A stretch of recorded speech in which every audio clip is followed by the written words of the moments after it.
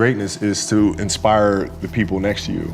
Yeah, I think that's what greatness is or should be. It's not something that lives and dies with one person.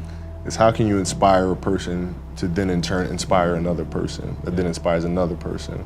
And that's how you create something that I think lasts forever. Yeah. And I think that's our challenge as people, is to figure out how our story can impact others and motivate them in a way to create their own greatness. There's a quote from one of my English teachers at Lower Merion named Mr. Fisk. He had a great quote that said, "Rest at the end, not in the middle." And that's something I always live by. You know, I'm not gonna rest, I'm gonna keep on pushing now. There are a lot of answers that I don't have, even questions that I don't have. But I'm just gonna keep going. I'm just gonna keep going, and I'll figure these things out as we go, right? And you just continue to build that way. So I try to live by that all the time. And what brings you the most joy right now?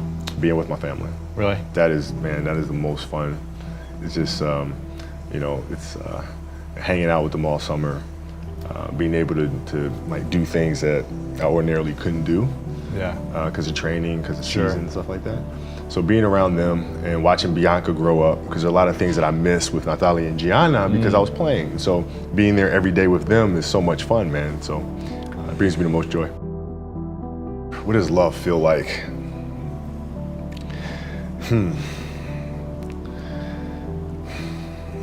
Happiness is such a, I think I would describe love as happiness. I think I describe it as a beautiful journey. You know, it has its ups and downs, right? Whether it's in marriage or whether it's in the career, you know, things are never perfect. Yeah. But through love, you continue to persevere and you move through them. You move through them. And then through that storm, beautiful sun emerges. Yeah. Right? And inevitably another storm comes. And guess what? You ride that one out too. Yeah. So I think love is a certain determination and persistence to go through the good times and the bad times with the someone or something that you truly love. My parents were great. You know, growing up, you know, they instilled in me the importance of imagination, of curiosity, and understanding that, okay, if you want to accomplish something, I'm not just going to sit here and say, yes, you can do whatever you want. Yes, you can, but you have to also put in the work to get there, right? So they taught me that at a really early age, man. And when you grow up as a kid thinking that the world is your oyster, and all things are possible if you put in the work to do it, you know, you grow up having that fundamental belief. My mom was there on a daily basis. My father was really influential at a really critical time where I had a summer where I played basketball when I was like 10 or 11 years old, in a very prominent summer league in Philadelphia called the Sunny Hill League, where my father played, my uncle played, and they were like all-time greats and such stuff. And Wilt Chamberlain played in the league, you know, Earl of Pro Monroe played in the league. And here I come playing, and I don't score 1 point the entire summer. Really? Not one. How old were you?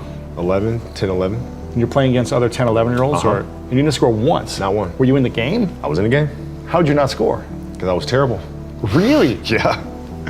At 10, 11 years old, you were that terrible. Awful. I mean, and I had these big knee pads on because I was growing really fast. I had socks all the way up here, and I had like the high top skinny, fade, like skinny as hell. And I scored not a free throw, nothing, not a lucky shot, not a breakaway layup, 0 points. And I remember crying about it and being upset about it. And my father just gave me a hug and said, listen, whether you score 0 or score 60, I'm gonna love you no matter what. Wow. Now that is the most important thing that you can say to a child. Because from there, I was like, okay, that gives me all the confidence in the world to fail. I have the security there. But to hell with that, I'm scoring 60. Let's go. Right. And from there, I just went to work. And I stayed with it, and I kept practicing. You know, when you're in this culture, in our society, you can do some phenomenal things individually, but they'll never reach their full potential unless you do them collectively. And you have to figure out how to do that. The challenge for me was always compassion and empathy. I think about 2009, things started changing for me. I started really making a conscious effort to better understand. And that doesn't mean, you have compassion and empathy so you go soft on them. It's more like you put yourself to the side and you put yourself in their shoes and understand what they're feeling. And then you have to make certain decisions of, okay, what buttons do I need to push for this player to get them to the next level? So it's not sit around and it's all happy-go-lucky type of thing. Your leader, your job is to get the best out of them, even if they may not like it at that time. One of the things that I had to learn is how to get the best out of my teammates. Yeah. And most people think it's a simple thing, pass them the ball. But that's not how you make guys better. You have to really affect their behavior. How do you do that? So, I would tell guys, we got back-to-backs. I don't care if we're in Miami, I don't care if we're in a great city of Chicago, we can't go out, we gotta get rest. Right? Back-to-back games. Back-to-back games, right? Monday, Tuesday. You play Monday and you play again Tuesday. The guys aren't gonna listen, right? Right. So a few times I said, all right, we'll all go out. We'll go out together. Really? I'll drink with you, right? But the next morning, I'm banging on your door at 5 a.m. Let's go. They're not getting Where are we going? I hung out with you, now you come hang out with me. Wow. This is what we do, all right, let's go. And we're at the gym, we're working out, right? We hit the bus, we go to practice, we play that night. And they're dead. And they're dead. And they're like, oh, lesson learned. Really? Lesson So learned. take them out once. Listen, if you're gonna do that. But don't let that compromise what we're here to do. Right. This is why we're here. This is why you're here in the first place. What does losing feel like to you? It's exciting. Why is it exciting?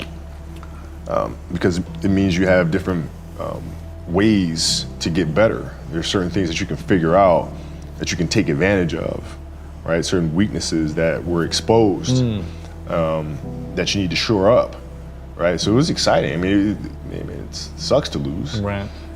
but at the same time, there are answers there if you just look at them.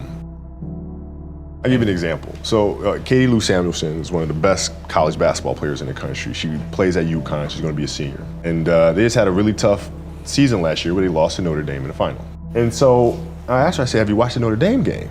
She was like, no. I said, well, why not? I said, I don't want to watch that. I said, I know you don't, but you're going to play Notre Dame this year, yeah? Yeah. What's the chances you see him again in the final? I said, well, you probably see him again.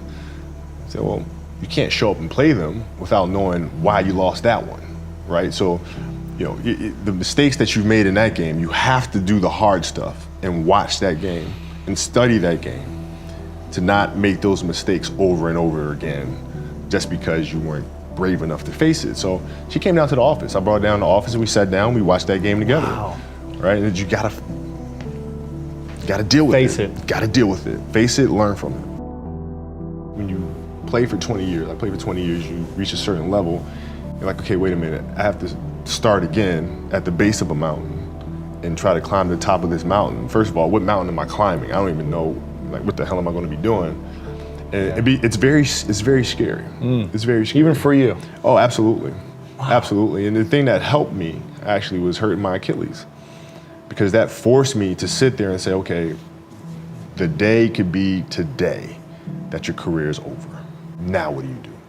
You have these ideas about doing something with your life after basketball, but what if today is the day that's it? Now what do you do? So I had all this time sitting there with my Achilles injury and contemplating and thinking, and I said, I better get to work. Wow. And that was that. The mentality book is really about process and craft. I've broken the book up into 2 sections. And process is really about the process of preparing, through injury, recovery, studying of the game. And then the craft is the actual performance and the tactics. And so a lot of things that I learned through the game were through photos. You can look at a photo and see like a player making a move, and look at the angle of his feet, look how he's using his hands on defense, and I can really break down things to the smallest detail through that. And that's what you'll see in this book. I mean, it's really a basketball Bible. You'll see how I break things down, like how I'm looking at things to the smallest of detail. Yeah. And that's the best way to understand how to have that kind of mentality, is to ask questions, then find answers. And then that lead to more questions, and you find more answers, and that's what the book is. So how can we teach our children what it means to work hard? Well, you do it through training, right? So when I get up in the morning, my daughter goes with me. 4 a.m.? 4 a.m. My 15-year-old goes with me. She goes with me before school, and it becomes a daddy-daughter thing. That's cool. She just got her permit, right? So she drives in the morning. It becomes a cool thing, right? But through that process, she understands the value of hard work and things taking time. And the same thing with my 12-year-old, right? She practices every day.